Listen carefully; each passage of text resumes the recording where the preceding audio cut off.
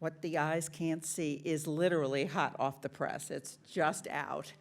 So you are among the first, the very first, I guess, to hear Margaret speak about it. I'm Sandy Treadway, the director here at the Library of Virginia, and I'm delighted to have you all here tonight. Following the program, Margaret will be signing books in the lobby. And you, if you didn't come with your book, you may certainly purchase one in the Virginia shop right near the entrance to the building. Sometimes when we have a large crowd, the demand for the books is high. So should the shop run out, I just wanted to tell you, you can still purchase it and order it. It'll be mailed to you, and there's a beautiful book plate that you'll get in the shop that Margaret can sign, and then you can put in your book when it comes. Hopefully that won't happen, but we're ready just in case it does. I'm really delighted tonight that Dr. Laurinette Lee, who's an expert in Virginia and African American history, among many, many other things, is with us this evening, and she is going to introduce our speakers tonight.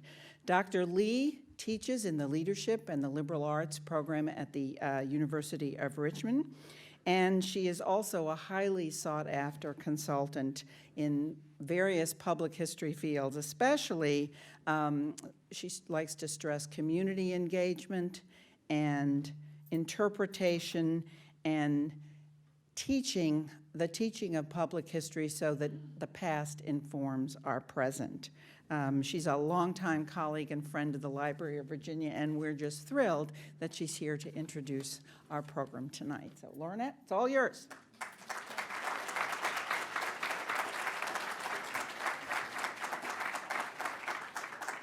Thank you, Sandy, and thank all of you for being here tonight. We appreciate the opportunity to be in such a wonderful public space. The Library of Virginia has so many opportunities for us to learn about our past, which will inform our present and our future. Thank you so much. It's such a pleasure to be able to introduce my friends and colleagues to you as we discuss what the eyes can't see. And they would very much like this to be a conversation. And they'd like to bring you into the conversation with your questions. And also, we would ask that you do have a question and not just go on and on. I know you have been in those spaces before. I'll first introduce Margaret Edds. She has written extensively on Black political power in the South. She has won several awards, the Virginia Communications Hall of Fame, Virginia Capitol Correspondence Hall of Fame, Virginia Foundation for the Humanities Resident Fellow, and she has done extensive work as an editorial writer and weekly columnist for the Virginia Pilot newspaper in Norfolk, Virginia since 1996. She's written several books, We Face the Dawn, Oliver Hill, Spotswood Robinson, and the legal team that dismantled Jim Crow. And this book was a biography of Oliver Hill and Spotswood Robinson, the legal giants who were the South's most significant grassroots legal team in challenging Jim Crow separation during the 1940s and 50s. And she is extending her political study of Virginia, looking at Governor Northam. Michael Paul Williams is a Metro columnist whose opinion pieces appear on the op-ed page of the Richmond Times-Dispatch. He's a Richmond native and a graduate of Virginia Union University and Northwestern University's Medill School of Journalism. He has won Virginia Press Association Awards for column writing in 1992, 94, 2007, and 2014. He has also received a 2012 Humanitarian Award from the Virginia Center for Inclusive Communities and the 2014 Will Rogers Humanitarian Award from the National Society of Newspaper Columnists.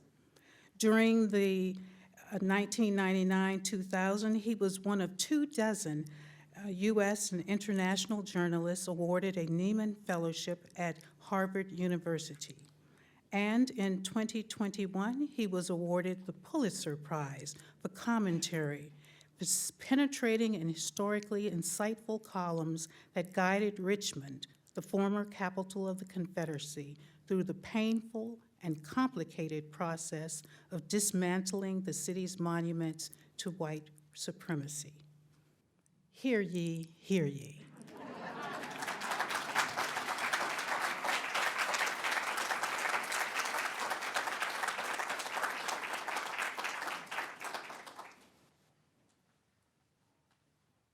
Welcome, everyone. I think I need to use this. Can you hear me? Thank you so much for being here. Thank you to Lornette and to Michael, two people whom I admire so much. Thank you to Sandy and to the wonderful staff here at the library. I want to introduce you to a friend of mine for 35 years. This is Margaret Simpson, who this book is dedicated to. Margaret, do you feel like standing up? 91 years old.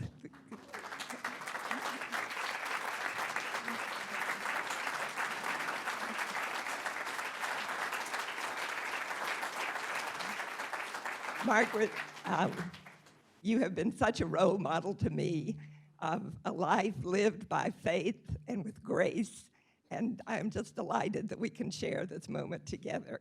And her children, Richard and Michael and Sandra, it's wonderful to have you all here. Welcome. I would like to introduce my husband, Bob Lipper, who is now sleeping down in his seat. It would have taken at least twice as long to write this book were it not for him. If there are members here of the Northam administration, if you would just wave your hand or stand, we'd be happy to say hello to you. And if there are any members of the Legislative Black Caucus, please do the same. Good to have you with us.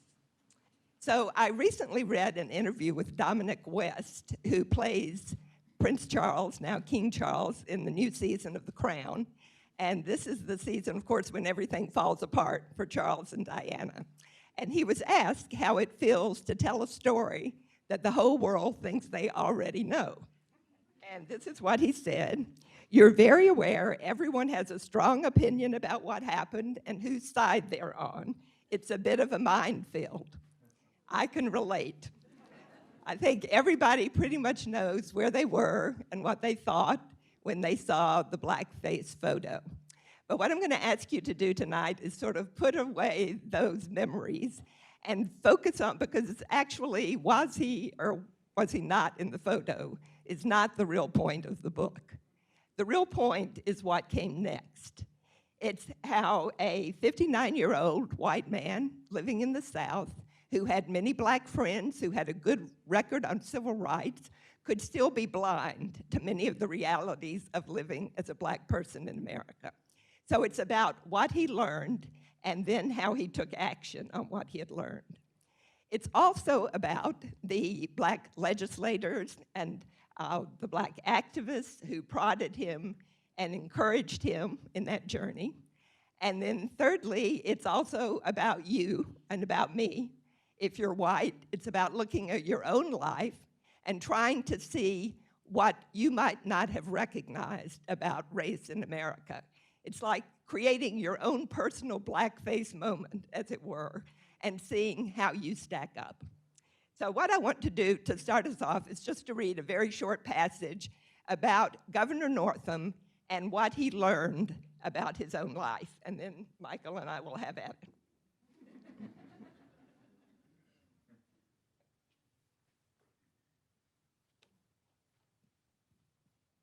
The governor's introspection, these glasses, without them.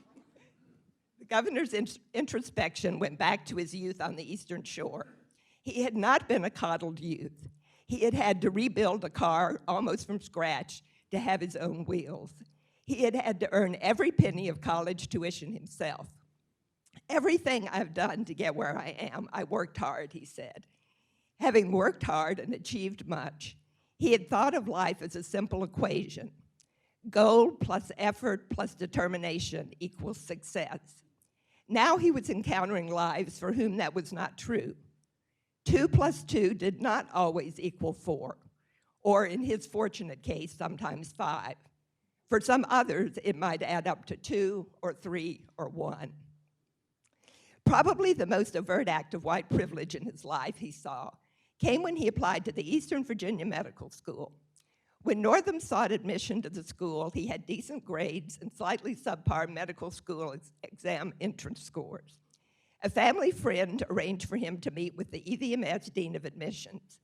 After reviewing his credentials, the dean told Northam that he should spend a year taking graduate courses and improving his test scores, then reapply. After leaving EVMS that day, Northam went straight to another meeting, also arranged by the family friend.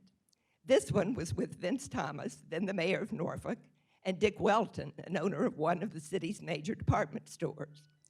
2 of the region's most powerful white men, Thomas and Welton, were graduates of VMI, Northam's college. The trio met in Welton's office. There were hunting and fishing pictures on the wall, so they chatted about those pursuits. Well, after about 15 minutes, Mr. Thomas asked me, "How did your interview go?" Northam told them the part about reapplying after a year. They nodded, he said goodbye, and went on his way. A week later, I got a letter from the medical school inviting me for an interview for early admission. I filled out the application, and the next thing I knew, they said, "You're accepted." So if you want an example of white privilege, that's about as good as it gets.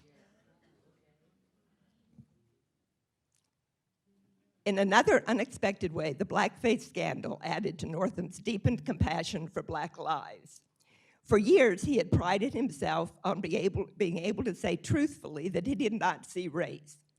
A large portion of the thousands of patients he had seen over the years were children of color.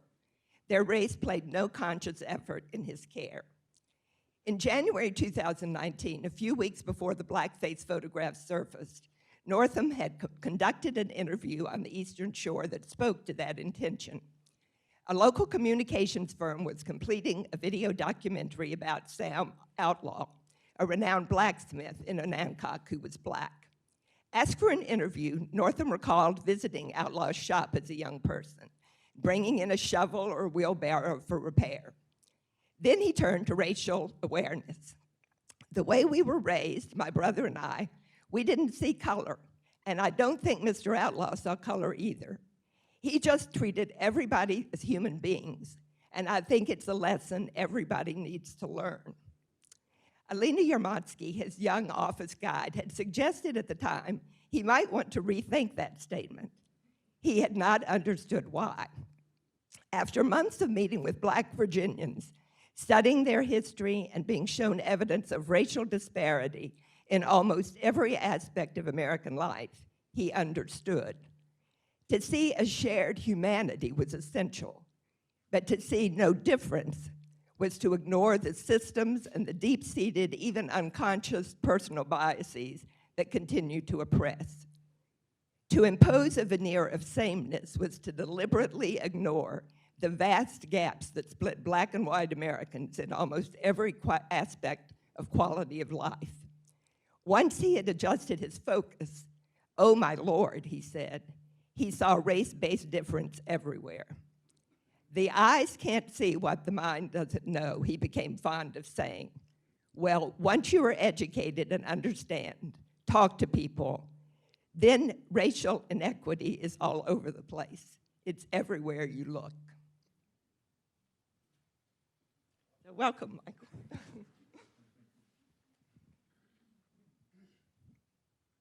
Read that passage. And I guess it's my role as the every reader and every person to say, come on, man. I mean, I can recognize the privilege in my life. I mean, the fact that I had 3 squares, a roof, clothes, never wanted for anything.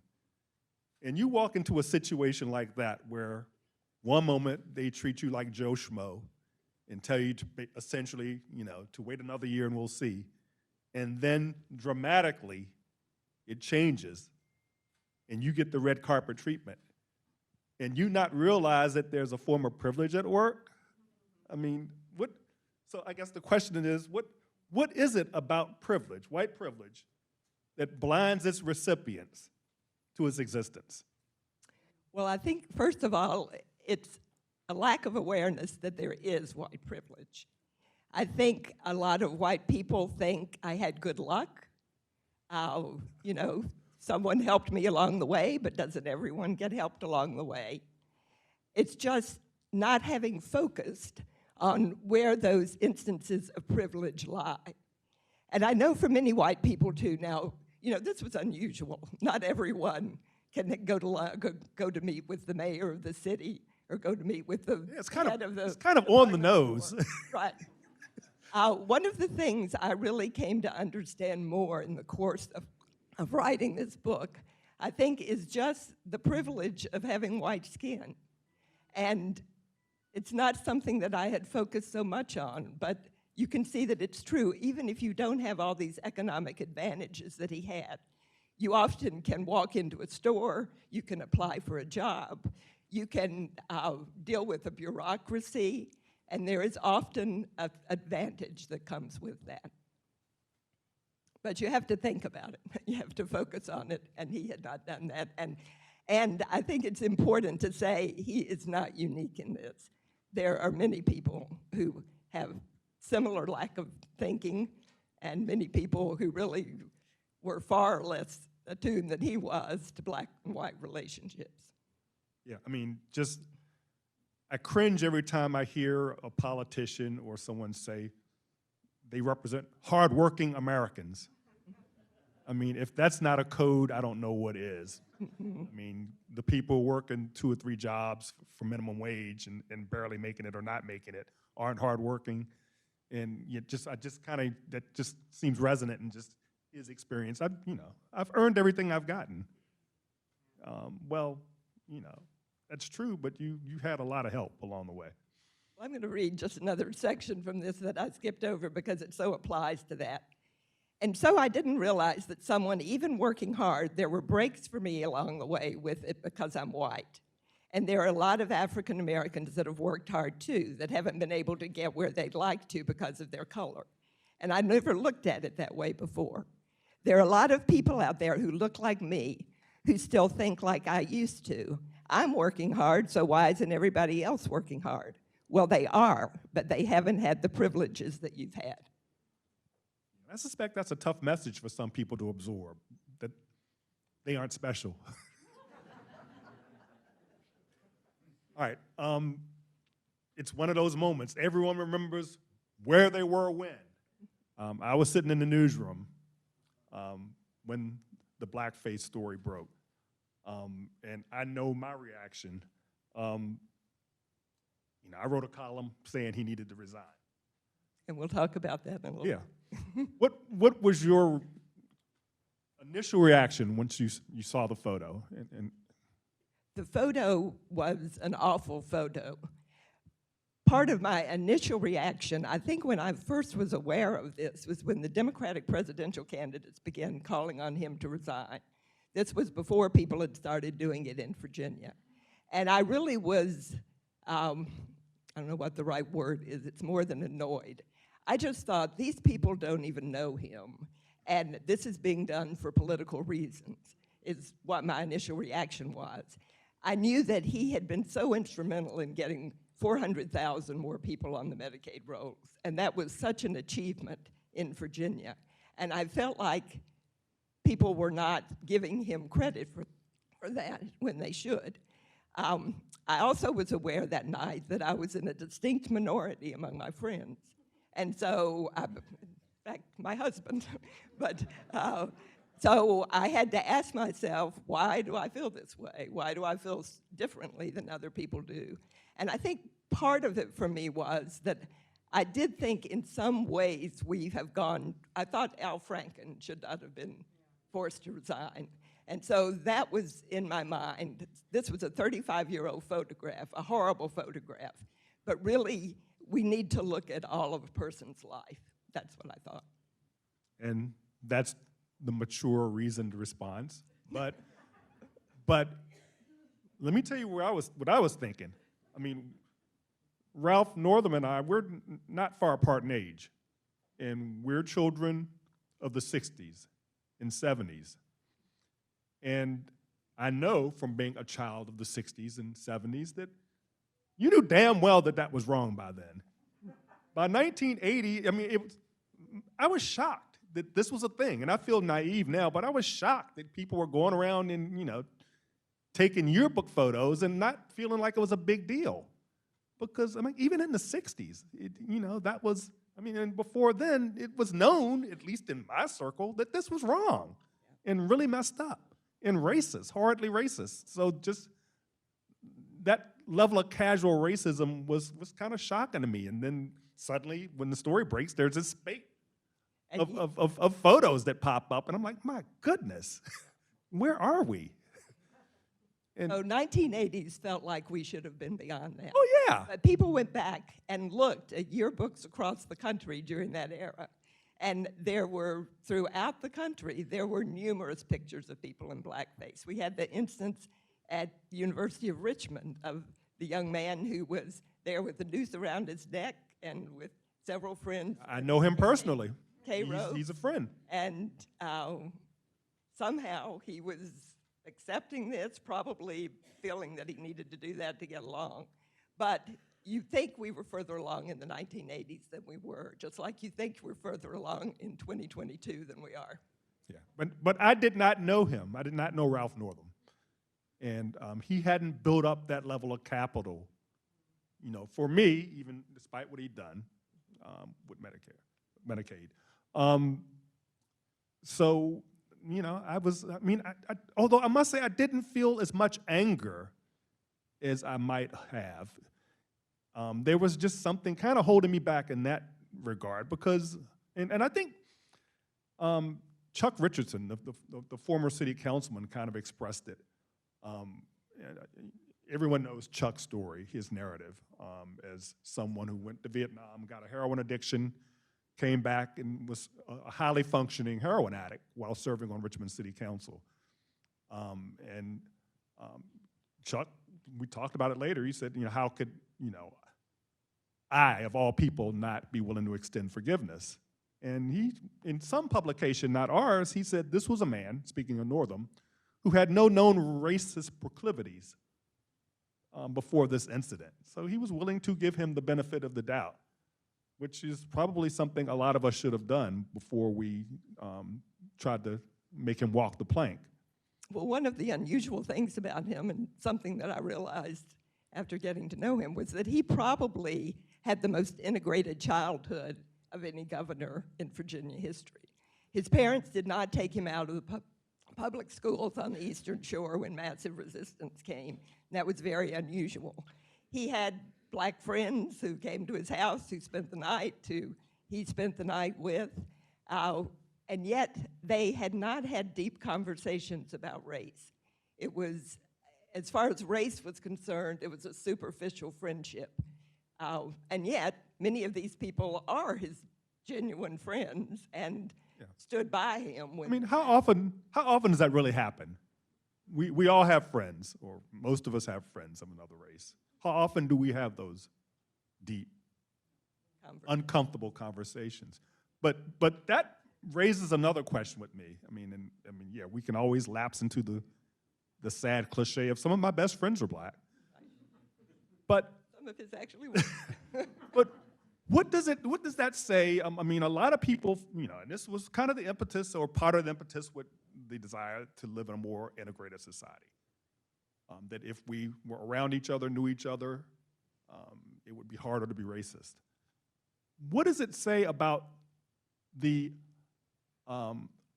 effectiveness of proximity in addressing racism, that he had that proximity?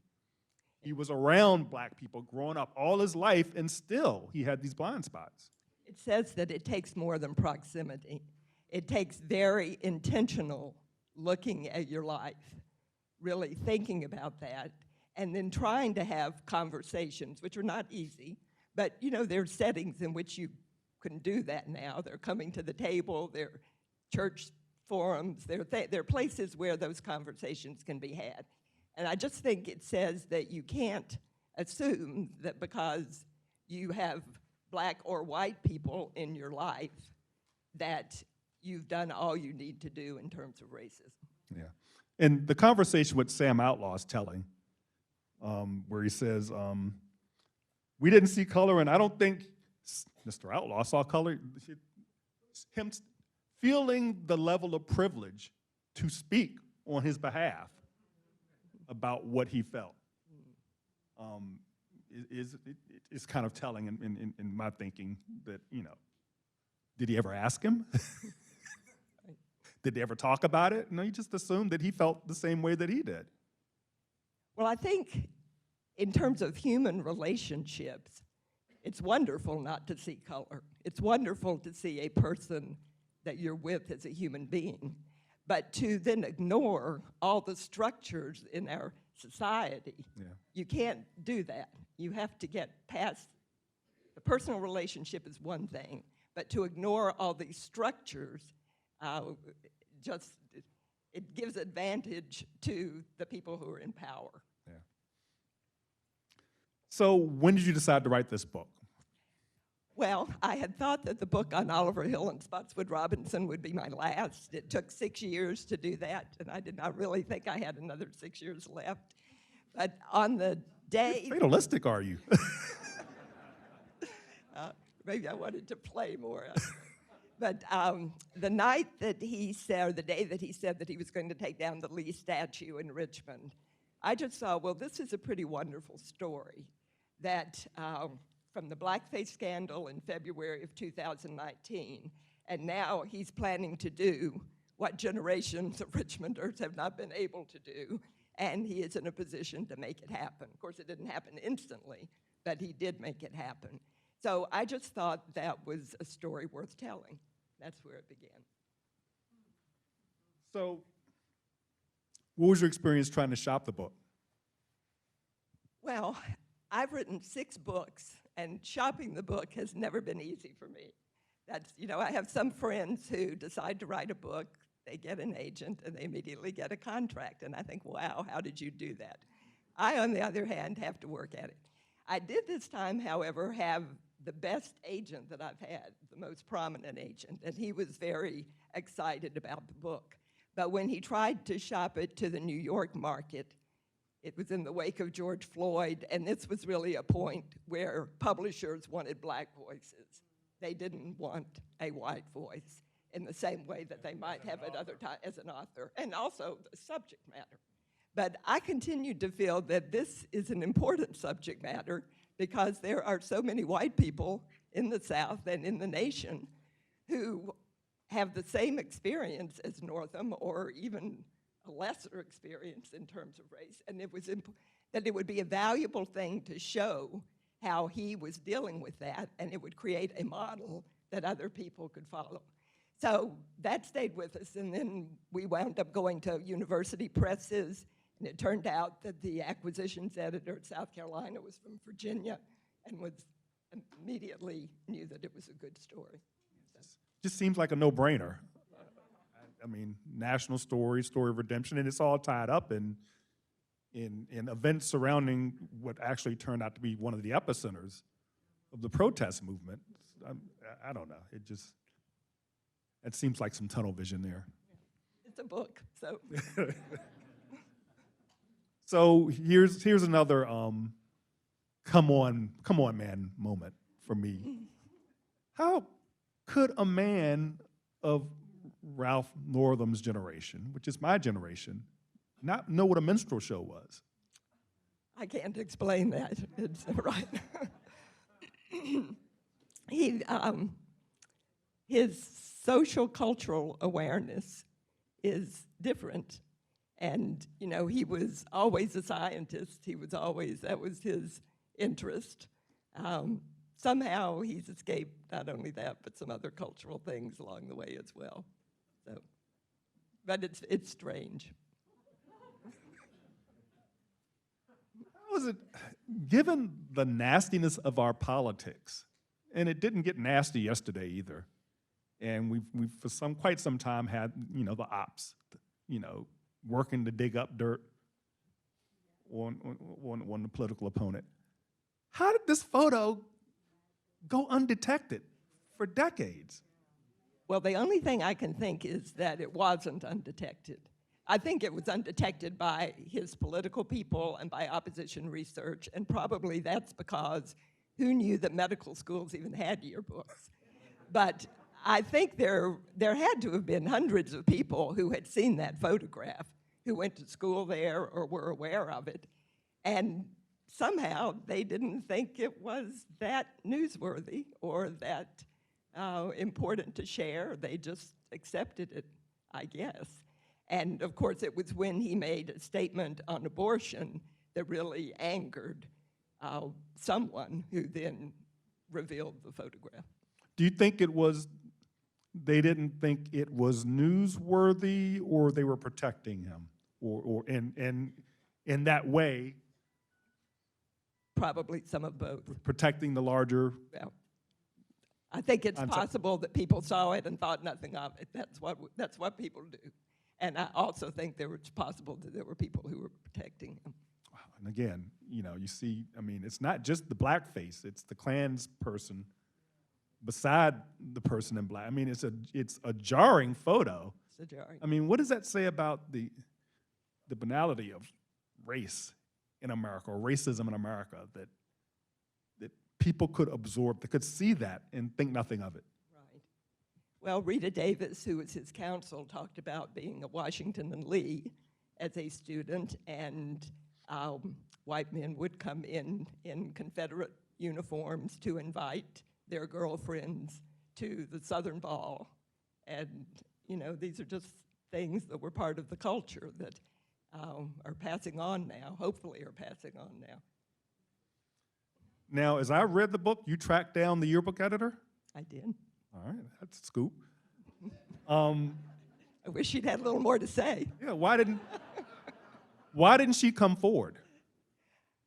Well, she was very hesitant to talk. She didn't want to talk to me either. I think her life had been in some degree of turmoil at the time, that at least that's what the investigators thought, who were not able to reach her. But she In did. turmoil because of these No, events, or unrelated? Unrelated. Okay. And she probably just did not want her name to be associated with something that was going to be so controversial. When I found her, she did not remember anything about the photograph, really. She remembered the chaos of putting the yearbook together, and she had some very nice things to say about Northam. She said that he was the last person who would do something to try to hurt another person. So that was her. But then again, she would slap that photo in a yearbook and think nothing of it. So I don't. That's right. So do you think the medical school got off easy? Got off the, you know? What do you think should have happened to them? I don't know. I mean, some actors there had to know of the existence of this. Mm-hmm. I don't know. You would think at least there would be a huge mea culpa, and you know, Northam should not be the only one doing work in response to this, because I mean they own it as much as he does. That's true. That's true. And Now, there could have been a more concerted effort on their part to yeah, if make I'm amends for that. I mean, I think they had already changed their yearbook structure. Yeah. There was some degree of horror at what these earlier things had been.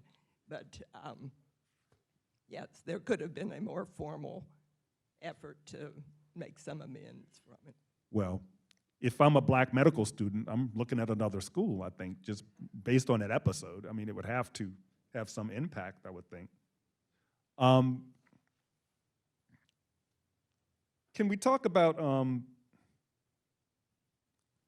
the politics as far as, you know, who, I guess, stuck in Governor Northam's corner, who was asking him to resign?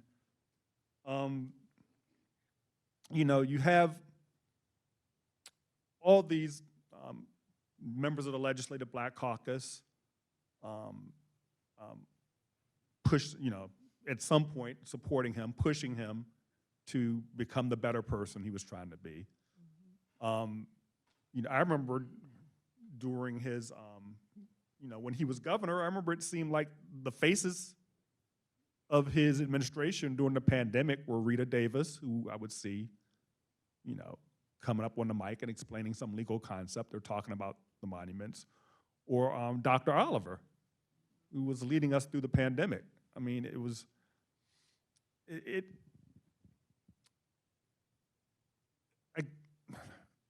let me throw this at you. And it seems to me like a metaphor that you had this group of black people trying to push him toward a level of righteousness and redemption, to give his life meaning, to give his administration meaning, pushing him to do the right thing, you know, pushing him toward truth as they perform as truth tellers. That strikes me as kind of a metaphor for African Americans in America. Is that fair, though? I mean, Well, for them to have to bear that burden for something that he did, or something that he owned, whether he did it or not. no. I think you also have to give credit to white members of his staff. Clark Mercer, his chief of staff, really viewed this as a great opportunity, and these things were all consistent with what he would have wanted to do. Grant Neely, who was his press secretary, was among those who, or not press secretary, but communications chief. There were definitely white people on the staff who were pushing for this and delighted that there was an opportunity to take things they had wanted to do and do even more with them. So it was a combination of things. But also there was a real mix within the Legislative Black Caucus. They did the statement calling on him to resign, but there were few people like Dolores McQuinn particularly who urged him from the beginning to take this moment. She said, make lemonade, make lemon squares, make lemon chess pie, make every lemon. She said, you have an opportunity to go into areas that I can't go, we can't go. This is your chance to do something and make something really strong and good out of it. So there were other people who were extremely angry with him. Luke Torrin, who was one of the budget negotiators, did not come to the mansion when he invited people there to discuss the budget soon afterwards. At the end of that session, typically a delegation comes over to the mansion or to the office and says, we've adjourned sine die, nobody came. He was sitting there waiting for them. There were a whole mixture of reactions to this. And I guess your question was, is it fair that black people have to carry You know, it took a lot, I mean, for those who were angry. Right. And I mean, and if you know Dolores, it's perfectly consistent with Dolores's behavior. She's an ordained minister, and that's her personality. Right. But it's not easy if you're a black person sticking your neck out to have the back of someone who might have been in that picture. Right. So is it fair? No, it's not fair. Yeah. You know, the first poll that was done afterwards, which really was the first time that they felt any degree of, oh, maybe we can survive this, showed that the majority of the black people polled really did not want him to resign. So there was a disconnect between some of the leaders and some of the people. What do you attribute that to? Just, you know, the people that should have been the most aggrieved were supportive. Well, there's a long tradition of forgiveness, and I think that came through in what people were saying. Maybe just not the expectation that you could change things in the way some of the people in the legislature insisted on demanding that things should be changed. Yeah. Now, to your earlier point about people like Clark and people in the administration wanting certain things to happen, and Ralph Northam did not come into office with the reputation as some sort of firebrand liberal. Does this happen? Does any of this happen without blackface? Yes, some of it would have happened, but not to the extent that it happened. So it was an important moment, and it would not have occurred in the same way, I think. In what way do you think George Floyd and all that followed gave, I'd say, more momentum to it? I think by that point, Northam had done a lot of work. He really had come to understand some of these things that I'm reading. And when that happened, he didn't really think twice. He knew what he thought should be done. He had been the first Virginia politician to call for the statues to come down. That was in the wake of Charlottesville. So he had already taken that position. And I think had it not been for blackface, had he not done the work that he had done prior to that moment, he probably would not have understood it in the same way. But it all coalesced there. And then, of course, so much happened afterwards in terms of the special session, in terms of what was happening with law enforcement and doing away with some of the chokeholds and some of the worst things there, trying to have more support for mental health. And anyway, all that came out of the wake of George Floyd. Why didn't, on the politics of it, McAuliffe demands his resignation. Senator Jennifer McClellan, as I'm recalling, was just one of those who ultimately ended up in his corner and trying to help steer his way out of this, along, obviously with the agenda that came forward that would have redounded to something she would have wanted anyway. But come time to run for governor, he supports McAuliffe over the black woman who had his back. Why do you think that? It seemed kind of inconsistent with the flow that he was going with. I think his political advisors thought that this showed that he was still, that his endorsement was still wanted, and that it was important for him to endorse in those races. Of course, he also endorsed Jay Jones, who was a young black lawmaker. He endorsed, again, a woman of color in the lieutenant governor's race.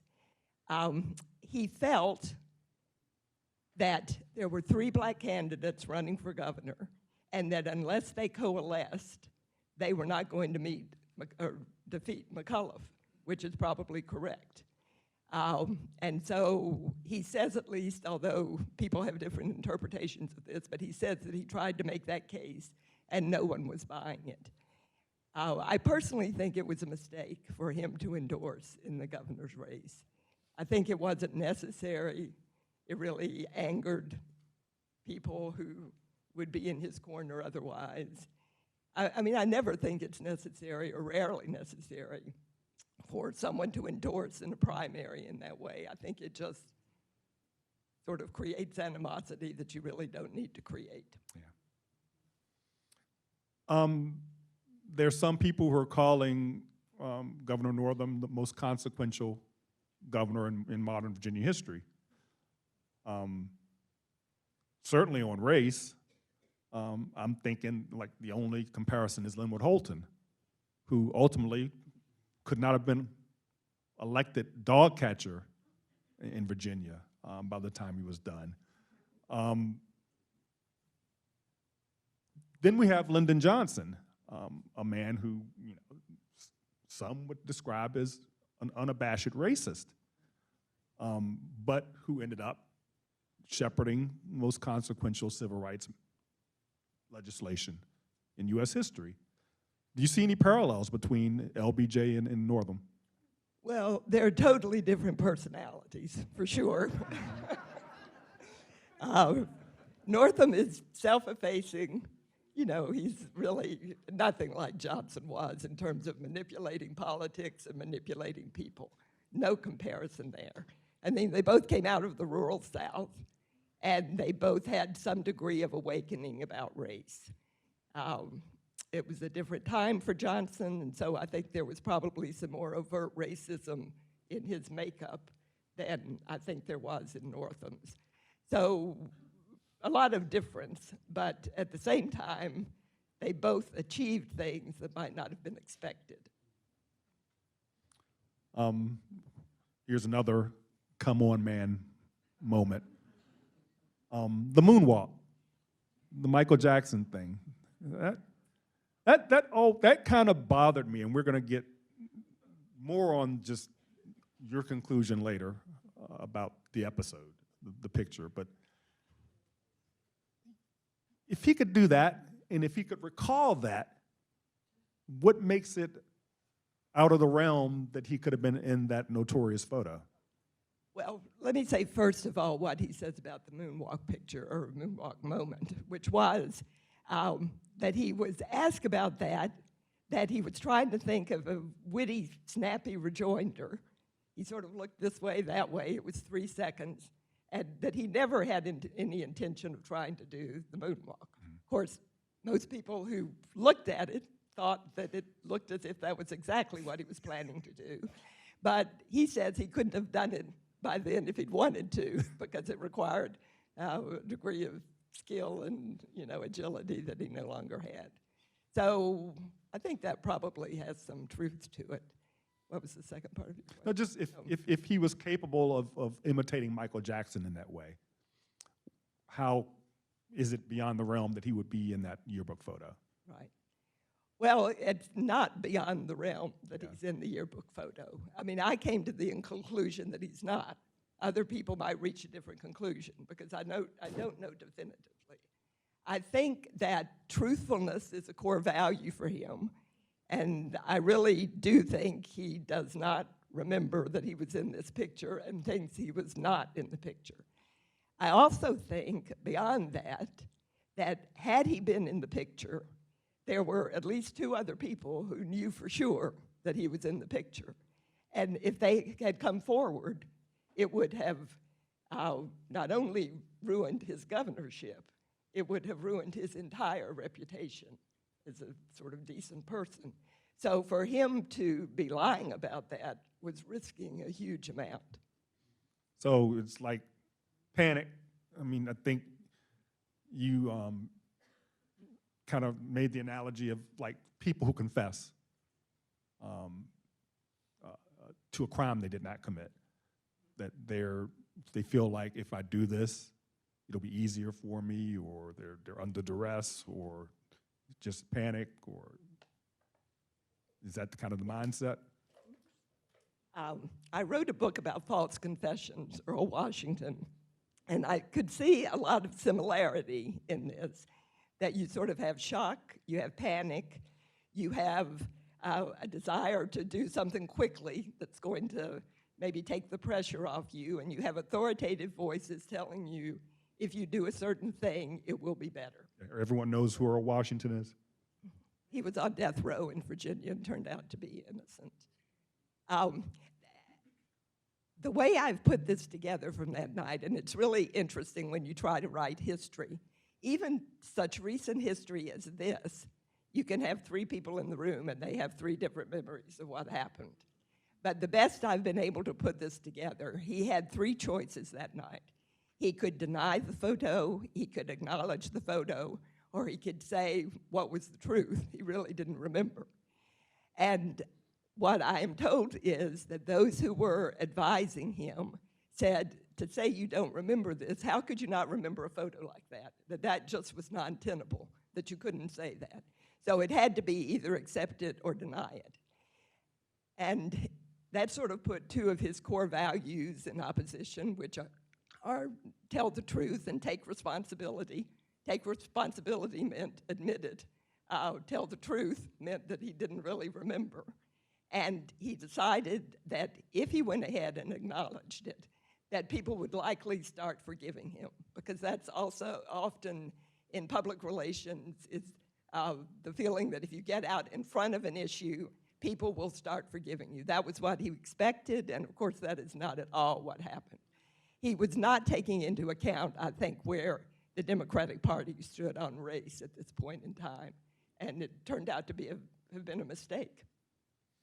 Do you think if that confluence of events involving the lieutenant governor and attorney general hadn't happened, that this history, I mean, would he have stayed in office, you think?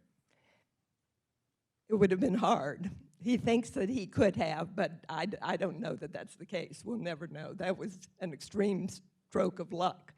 I mean, there are a couple of other things about him. He does have unusual tenacity. If he sets his mind on something, he really stays with it.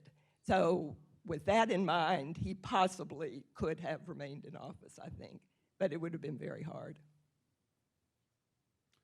So we're trying to make this a discussion about a book and about what happened and about what it means in the context of our lives in race in America. And we're trying to steer away from the politics, but I have to ask this question. Even as we speak, there are portions of what Governor Northam achieved that are being unraveled, being undone. If you read the book, he was very conscious about trying to create a more inclusive curriculum, one that told the true story about African Americans in Virginia. And we know this is a real sore point in Virginia. And those of us of a certain age who were in the room, and I'm one of them, grew up with a kind of textbook that made it sound like, and even in pictures, like the enslaved got off the boat wearing petticoats and fine clothing and were totally content, and the relationship was a loving one, and so on, and nonsense. Seems like we're trying to head back in that direction with what's proposed for our curriculum, but that's just one thing. It seems to me that if this is where we're headed, we've got problems bigger than blackface 30 years ago. Seems like the spirit of blackface is still with us. Just what does that mean? Contextually, to see someone do something, a politician that they feel is truly consequential, and see it potentially undone within a matter of a couple of years. And what does that say about Virginia? Well, it's not undone yet, but let's see where we go. In the 1880s, there was a very brief period, a couple of year period, where there was a progressive Virginia governor and a progressive legislature. And they did all sorts of amazing things. They created the precursor of Virginia State, which was the first four-year black college in the country. They created a mental hospital for black Virginians. They did away with the whipping post. They did away with the poll tax, on and on. And 2 years later, a new administration came in and things began dialing back. There are parallels in thinking about that. And of course, it's not a new thing to know that when there is progress on race in politics, there often is a backlash. Doug Wilder was governor, and then a very conservative administration came in afterwards. We had a Barack Obama, we had Donald Trump who followed, and now we'll see where things are going in Virginia. I think the next election that we have for the Senate and House will be very telling as to whether some of those changes are going to be allowed to continue. I'm sorry about what's happening with the standards in terms of history, because the work that was done on those was tremendous. And it was done over an 18-month period. It was done by many professionals from different aspects. And the depth of what was created is extremely impressive. And I have not had a chance to fully review all of what's being recommended as a change, but to the extent that I have reviewed it, it's much simpler. It's much, you might say, even more superficial, and does not have the depth of recognition of being sure to know not only what life was like for white people throughout our history, but what it was like for black people and indigenous people and other people of color, and not just knowing a few important names, but really understanding what life was like at different periods. So I hope that there will be some way to come back to what was initially proposed. Quick question, because I see Lauren over there, and it's time to go to the audience, but why is it problematic for kids to learn this? Why do so many parents view this as a problem? I do not know. I can't speak for those parents.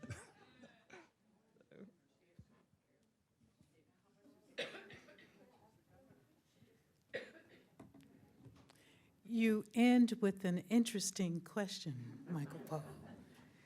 The eyes can't see what the mind doesn't know.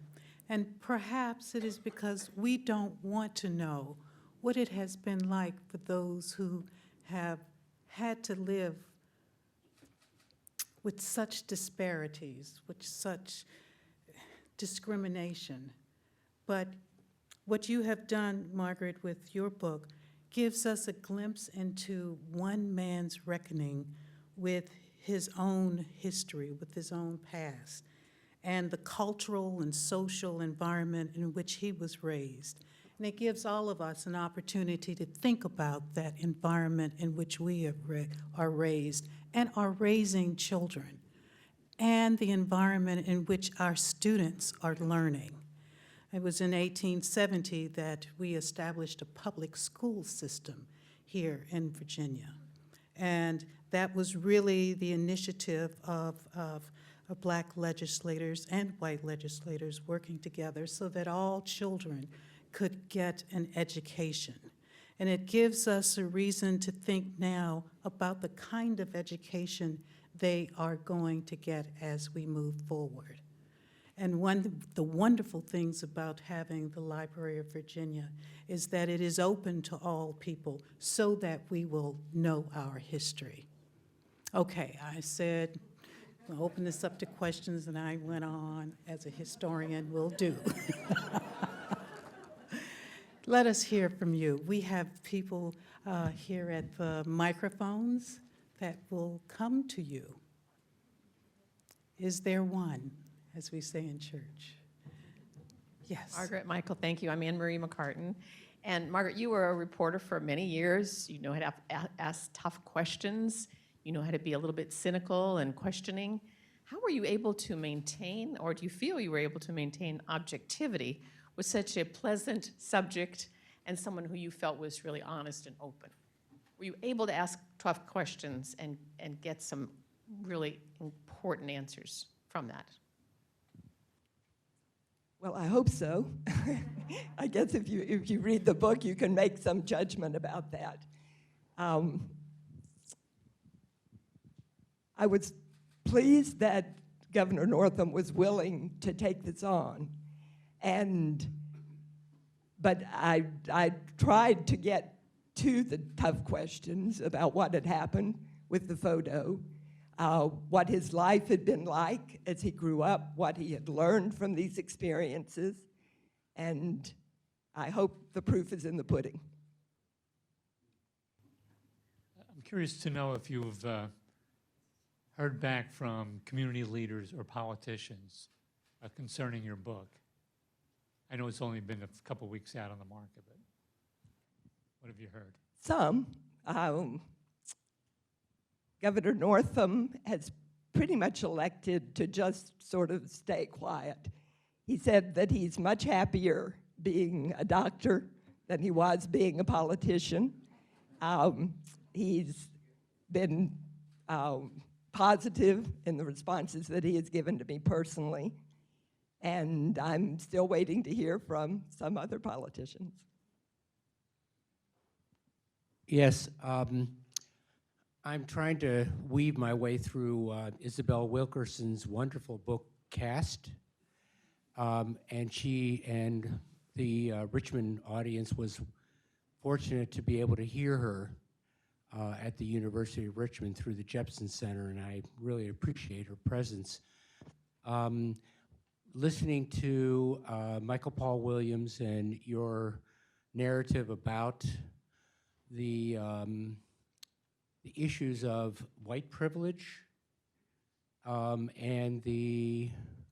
I'm trying to reconcile my reading of Caste with the story that you're weaving. And I'm aware that there are a selection of people that are able to navigate both worlds, and I just wonder how because I feel like Ms. Wilkerson, Dr. Wilkerson is etching into Black history this identity of caste. I mean, she brings Martin Luther King to India, and he's recognized as another untouchable. So help me understand how we can escape, how the escape has happened. I'm sorry, say the last part of the question again. Help me understand how to escape this. How to escape this. Well, I'm not an expert on caste, and so I can't speak so much to that. How we escape this, I think, just has to continue to be lots of individual effort to look at ourselves, to be aware of ourselves, and to make changes within our own lives. And then beyond that, in terms of structural things, it takes supporting a politics that allows for that. It's a long journey, apparently. I mean, we aren't there yet. Mike, do you want to speak to that? You can't dismantle caste if you maintain the infrastructure of caste. And America still very much has that infrastructure in place. So, I mean, to expect otherwise, I mean, I think it's silly. I mean, it's still set up to produce a caste outcome. So until we dismantle the systems, and this is why, you know, people are pushing to educate folks on the reality of systems of racism. And, you know, and people are resistant to that for some reason. But, you know, as long as we don't address the systems, the infrastructure of caste will remain in place. One of the unfortunate things, to my mind, from the last gubernatorial campaign and all across the country campaigns is the focus on critical race theory, and sort of every disgruntlement about race has gotten lumped under that title, which of course is not really what it was about, but nonetheless, speaking to it in that way, the evidence of cultural and systemic racism is so obvious in this country that it really ought not to have to be even discussed, but it clearly is. But there are just so many examples of that. One very telling to me was recently the family in Baltimore of the man was a professor at Johns Hopkins University. They decided that they wanted to refinance their mortgage, and so they got an appraisal. They had bought the house 4 years earlier for $450,000. The appraisal came in at $472,000, and the loan company refused to refinance the loan. So several months later, they took down all the Black art. They took down the pictures of their family. They got a white friend to meet them at the door, and the appraisal was $750,000. There's so many examples like that, but that's a very telling one. Ben Hebner, I guess, excuse me, I guess I have a woke question because the one thing that you just touched on that I think has not been talked about enough is how our economic system is so totally enveloped in our culture here. When we tried to adjust an economic system and eliminate slavery, there were rivers of blood that flowed here. And I think with our economic inequities, can a woke person, it was Michelle Alexander that helped me a little bit, but I think I hit it about the same time Ralph did as far as really understanding a few things about why I was a little better off than people who work just as hard. But it's totally tied up with economics and with until everybody's got health care and a living wage, we're not gonna make changes. Can we speak maybe just briefly to how wokeness brings a responsibility?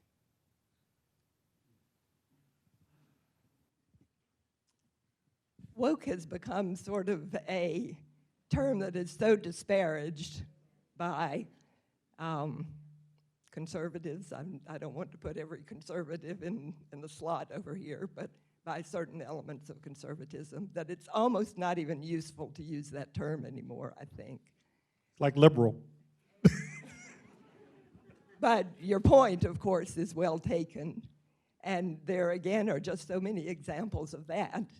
A recent one, of course, was Bon Secours and Community Hospital in the East End of Richmond. That hospital has the highest profit margin in Virginia because of a program that allows you to buy drugs at a lower cost in such communities and then resell send them to insurance companies and receive the larger amount and supposedly reinvest that money in the community, which Bon Secours says it is done. Nonetheless, Community Hospital has been gutted. And there are all sorts of examples of other Bon Secours hospitals which seem to be thriving. So just another example of how money and economics works often to the detriment of people who do not have power. And then we wonder why we have disparities in health. And then the governor, whose name we shall not speak tonight, appoints a health director who denies that there are race-based disparities in health. I have a question for both of you. Margaret, I'm really interested in all of the folks who called for Ralph Northam to resign. Did you go back to them later and had they changed their mind? And then my question for Michael is, as one of the people who called for Ralph Northam to resign, have you changed your mind about whether he should have or not? Oh, I like that question. without a doubt. Without a doubt. I mean, if we lose the capacity to acknowledge that we were wrong about something, that doesn't make us very human or very smart. What I doubted was his capacity to, I'm not even sure I doubted his sincerity. I doubted his capacity to see through, what we were almost cynically looking at is his redemption tour. I mean, I was, I'm cynical. I'm a reporter. It's hardwired in our DNA. But I'm like, okay, what is this going to actually amount to? Is this just something to rehabilitate his image? Is anything real going to come of this? But when you start to see real things happen, you just can't deny that, this was legit. He was real, and I mean, the death. A governor signing into law something that ends the death penalty in Virginia, that was, I couldn't never imagine in my lifetime that happening.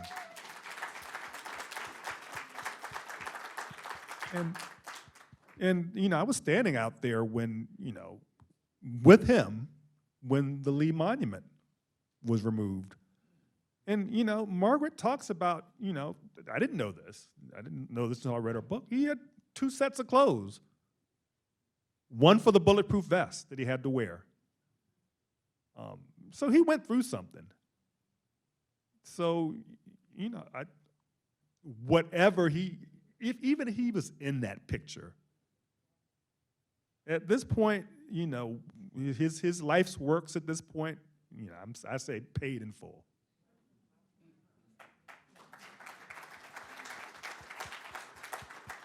I think many people did change their minds just because of what Mike just said. And I also think that many other politicians and just people would benefit from having a blackface moment, a moment when you are really embarrassed by your actions and I can't say are forced to, but choose to, in his case, really confront that and try to grow from it. It's an admirable example, I think. And not for the politics, because it remains to be seen whether it was politically popular. I was raised by an immigrant, and he was in the military, and we didn't really do politics in my family. My mother was raised in Savannah, and we were well-to-do from the get-go. You asked a question about why are people basically afraid of teaching the truth in our schools. I have an engineer who I met, and I use him because he's a very capable engineer and he's cheap. And he designs simply, and I'm a simple person. Basically, he's a pretty radical Republican, but for some reason we get along and talk well, although I'm not sure our relationship has survived the recent tribulations in our country. But he basically is afraid you'll steal his wealth. He has wealth, he's well-to-do, he's educated, and he does not want to teach black children about your own history. I don't think he really cares if white people get taught about your history. He doesn't want reparations. He likes his guns. He's very afraid y'all have too many guns. He's worried that you'll take his wealth. And the simple, short answer, and it's going to be very hard for us to overcome that. I was raised in a family that had wealth. Not a lot, but I understand what it is to be lucky. I think that's something we have to try to teach, is how important it is that we were all very lucky. And there's a lot of people out there just plain aren't lucky. And unfortunately, there's anger there. And I don't know how to answer your question directly other than to say I'm sorry that you had to ask it.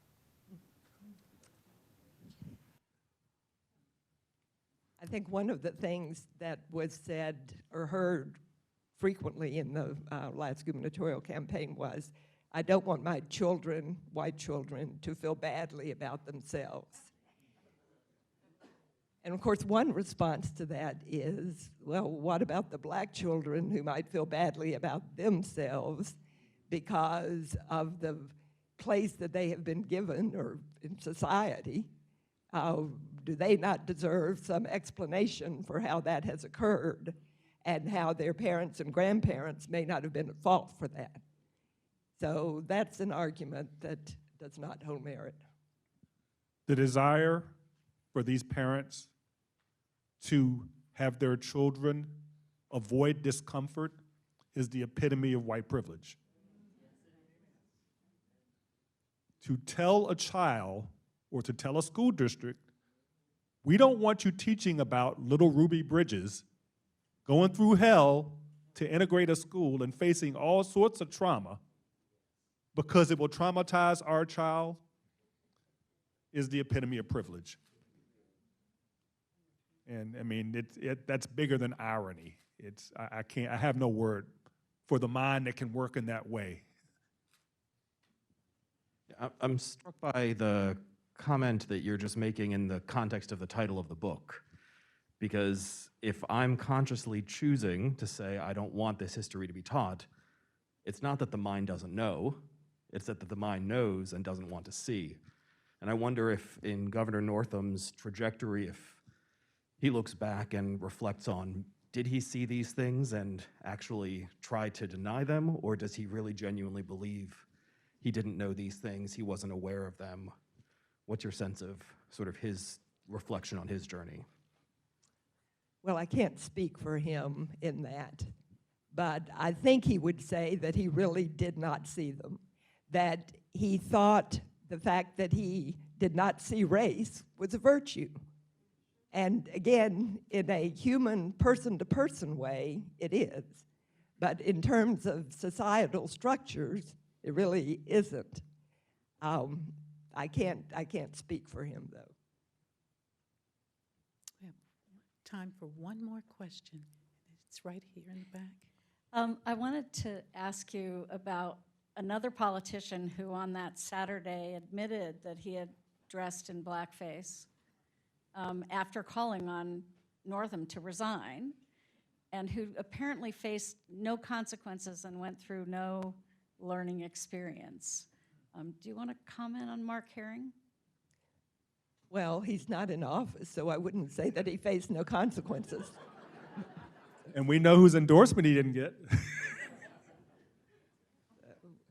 It was not the same level of consequence, no, but I think he faced consequences for that.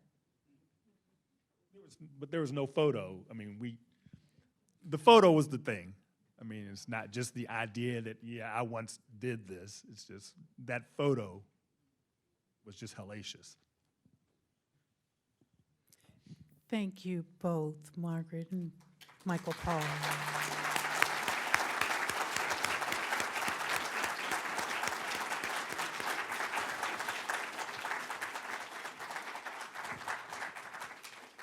You gave us the opportunity to see what the eyes can't see, Ralph Northam, Black Resolve, and Racial Reckoning in Virginia from a journalist perspective. And for that, we are very grateful. And for all of us, an unexamined life is not worth living. Have you examined your life?